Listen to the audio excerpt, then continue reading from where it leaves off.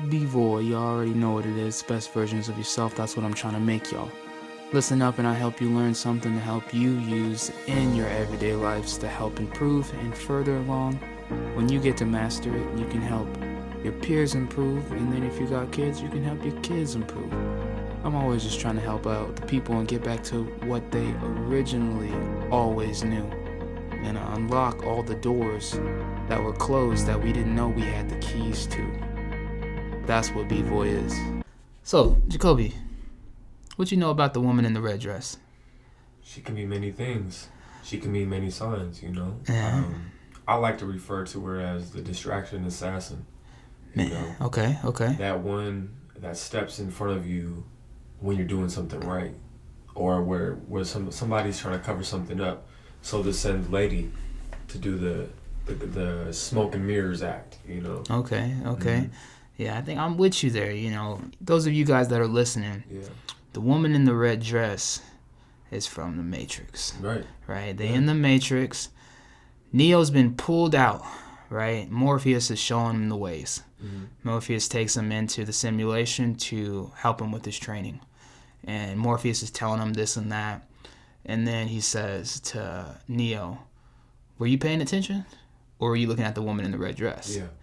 Right? So that symbolizes distraction, like you were saying. Symbolizes a full spectrum of what distraction is.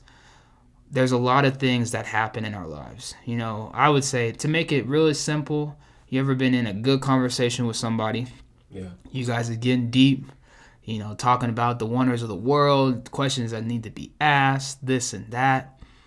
And then all of a sudden, something preoccupies you. Somebody comes or distracts you, or something happens, an event, or you get that phone call, right? And then whatever that distraction happens, whatever happens after that, when you're trying to continue that conversation, you're like, man, what was we talking about? Right. I can't remember. And so there's a lot of these things I also think as distractions, as bumps in the road, right? There's all these different metaphors to indicate what a distraction is. But ultimately, distractions will hurt you on the road that you're going to for success. And so it's about, you know, deflecting them. We always talk about receiving and deflecting, and realizing, okay, this is possibly a good distraction that could help me continue there, or just a bad distraction to get me off of my path. For sure. To have me leading to a different route. Most definitely. And, you know, like we were talking about with the lady in the red dress, you could be going somewhere far in your life. You could be going on a path where you're evolving, you're excelling at an extreme, you know, rate. That lady in the red dress is going to appear just to test you, to see if you really want to get to that next level. But it's really one of those symbols of deception, you know, in disguise. Yeah. It's like the boss at the end of the level. Right? Yeah. You got to get past that boss to level up. Right. Also, what people don't realize is the psychology of it all. The element of red. Right. And then it being on something pleasurable. The element of the color red, already our eyes are going towards that, right? Think about all the fast food industry. A lot of them have to do with red, but it's attracting our eyes. And so that color red is meant to be for distraction.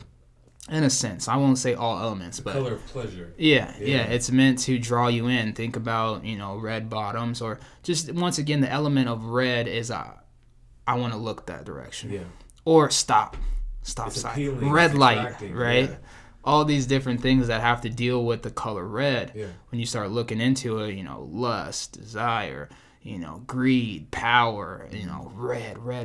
Anger, you know, anger, fear, right? Fear. People look into the Red Hulk. You know, Red Hulk was more formed from, you know, a more, I would say, evil aspect compared to the Green Hulk. You know, Green Hulk, he was angry, but he had Bruce in him. You know, he had to give him that like genius aspect of more life, color.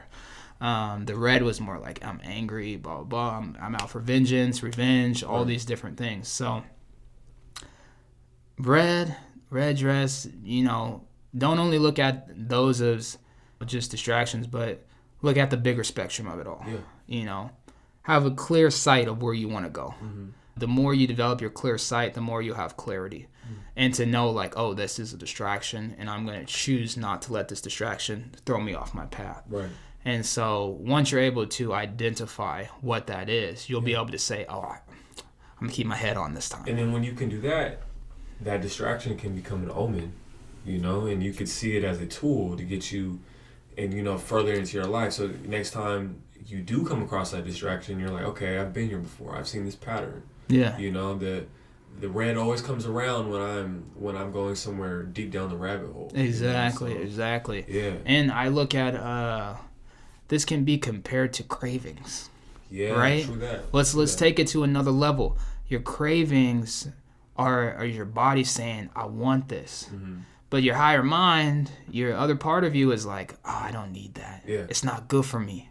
Yep. But I want it. It tastes good. Women give into this a lot when we'll say, quote unquote, they're pregnant or they're on their period or, they're more suggestible to dive in. Like, I give in, cravings. You beat me this time.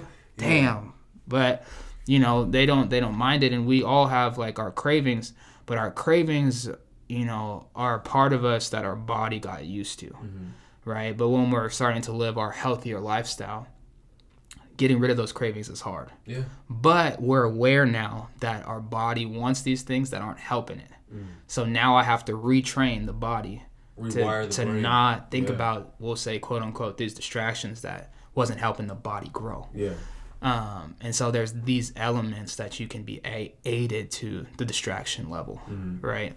We still got to continue to build our awareness, continue to grow, defend off the distractions less and less as we grow. Yeah.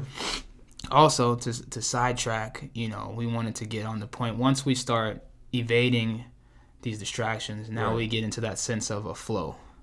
That synergy, that movement. That flow of now I feel my life going in that right direction that I need to go into. Yeah. And I know there's elements that are always going to try to throw me off. But now that I've got this flow, I'm getting the things that I want. Yeah. And that's what continues us to continue in that flow. How can I maneuver? You know what I'm saying? It's not really how can I get around it, but it's how can I move with it? Exactly. How can I flow with it to move on to the next level, to the next stage, chapter, whatever, Yeah, so, it's like a more quote-unquote natural state of being. Yeah.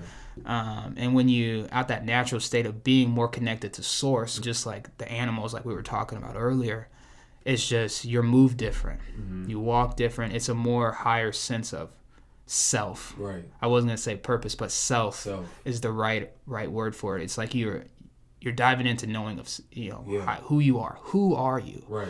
And now you're starting to realize that, and you're walking different, talking different. People are like, what happened to you? Mm. Your light is shining brighter. Yeah. You're gaining more attention because of what you've been doing when people aren't watching. Yeah. Behind closed doors, just putting in that work, that metaphysical work, mental, spiritual, and physical, And that all has to do with just flowing with the elements, finding your rhythm, finding your beat in life. Everybody has their own frequency and everybody has their own sound to contribute to the whole song, which we call the universe. Yeah. I think too, when we're thinning out the distractions, we're connecting the source, a more natural flow. We're walking different, talking different. Our energy's flowing more, I would say, fluidly. When we're able to walk more of a natural path that's suited for us, we don't have as many blockages, right? As many stress, as much worry. Probably when we're doing this, are not worrying about finances, one of the biggest worries of American society. Once we start to untangle that from our system and we're not worrying about these things more, we're flowing. Yeah. Right? And so now we're only bringing into our life what we want. Yeah. And then ultimately with this, at least with us, once we get this grand scale of everything, it's how do we help somebody else get to flow state, right? We got to get them to flow state. How do we continue the stream, the river, of just evolution, of just wanting to progress in life? Like, that's contagious. Yeah. It is, And I believe that there's ways to reach this at a young age, we'll say, with certain elements that are provided with us in our environment. Sports. martial arts, an instrument, Dance. right? Yeah. Dance, a form of getting you into the zone, Yeah. right? But also in a natural sense of learning that flow, that spiral, and letting go of everything else, Yeah. and putting full focus into this. Because when you're able to do that with something, we'll say, you love, now it's like you're doing it naturally. It's that creative force. You know, I feel like that creative force, it allows you to tap into this zone where you become the zone. Yeah. You know, you become the environment, you become the settings, because that's all of what makes that creativity, if that makes sense. Yeah.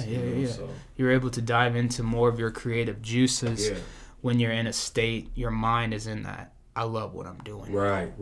I love what I'm doing and I want to grow in it. And you become it, you know? Exactly. You become what you love. You become what you practice, you know? So yeah, it's like a building point, you know, you get there and then you perform. Yeah. And once you perform, you like what you do, and then you're like, you see that other people like it too. And so now it's like, I'm not only performing for myself, but I'm performing for the enjoyment of other things as well. And so your element of how you shine indirectly affects others. Right. Yeah. Little do we know, when we're in the zone, we don't know who's watching. That's why they say, you know, do your best and walk the way you need to walk, treat people with respect, because you never know who's watching. Yeah. You know, and a Somebody's professional, they might want to. I like how that person said that and they did that. I would love to have him work for me, or him to be a partner of mine. I like his philosophy. So, you know, when we're walking in a natural flow state, little do we know people are watching. Oh yeah, the Japanese samurai, they used to call this flow state mushin, or mu state. And what this mu state is, it allows your brain to be so tapped into whatever you're practicing, whatever you're doing, to the point where you become all those elements. Okay. You know, mentally, spiritually, and physically, you become those elements, and you start to feel things before they come, you know, or things before they actually happen, because you're tapped into that rhythm. You're tapped into that sense, that awareness of your craft. Yeah. It's like, if we're going to compare it to like music and beats, in a sense, like everything can have its own beat and rhythm, right? I like to say, you know, people that watch and listen, most of you guys know that I wrestled in my time. And I didn't feel right if I didn't listen to music before I competed. I always said that I would have loved to have been able to compete while music was on, right? So then I'm like, I'm getting into my rhythm as I'm executing my moves. Right? And so now everything is like in junction with the music. Right. Even when I bowl or other sports, I loved music intertwining with my athletic performance, because I always feel it helps me. It's an experience for sure. Right? It's helping me with my motions. Yeah. It's like boom, right? As that beat hits, I go here. Yep. And then as I let go, that high note hits. Right. And it feels perfect. And it ties into the mechanics of wrestling, you know. Exactly. Just the rhythm, every hand move, every, you know, head gesture, like it all ties in into to the beat. Yeah. And most of the people that, I mean, I would compete against, they didn't know my beat, my rhythm, right? A big element that we use in wrestling is, you know, you got to switch up your footwork or this and that. Don't stay, I move left, I move right, I move left, I move right. Because then the better athlete's going to say, I'm going to time that. And as soon as he does this, he's going to do this. Action, reaction. Yeah. So now you're learning their rhythm. Yeah. Right? But if you got a certain flow that's going on with your martial arts or in the sport of wrestling, it's like I'm going pop, pop, pop, boom, right? It's the song I'm listening to had me on that da-da-da-da, boom, da-da-da-da, boom. The combos that I'm hitting was determined on the music that I was listening to. And so when I practice, I'm listening to music. Yeah.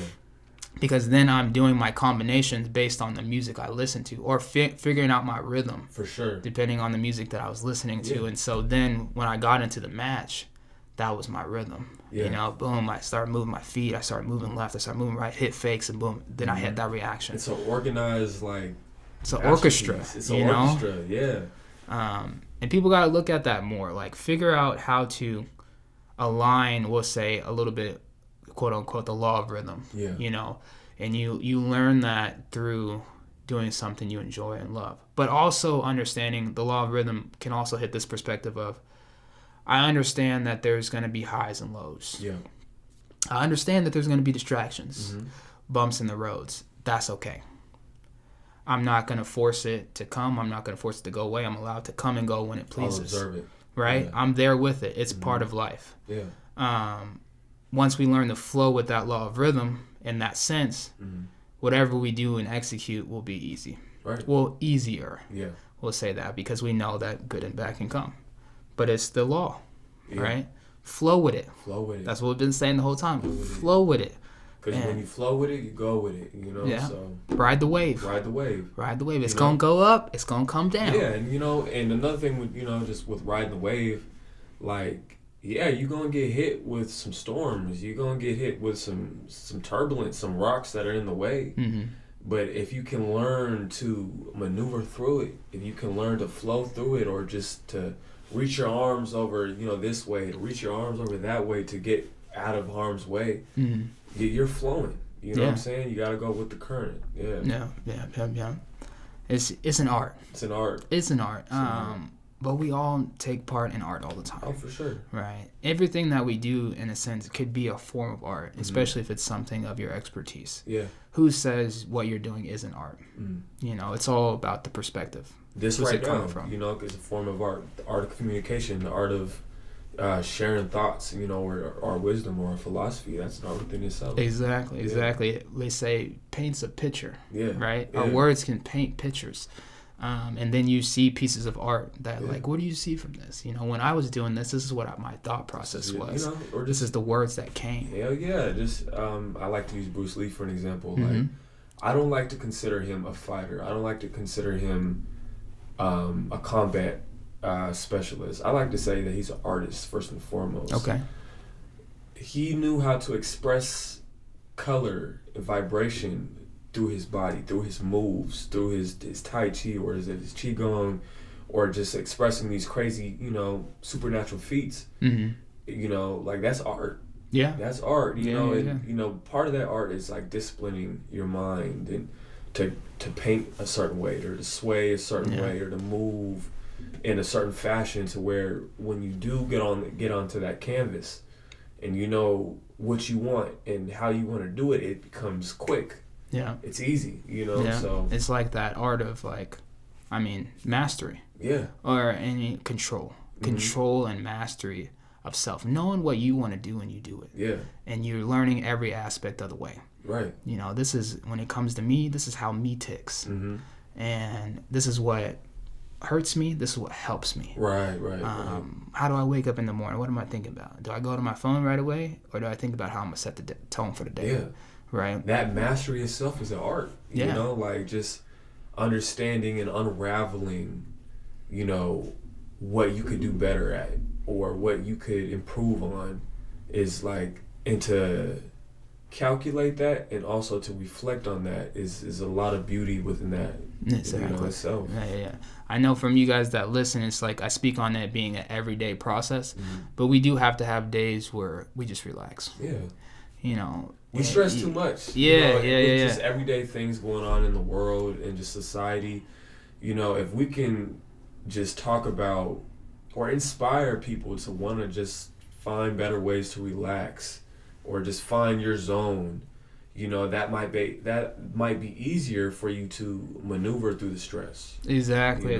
There's I would say aspects of relaxing. There's some people that they just relax just to be relaxed, and they ain't really doing too much with their life. Yeah.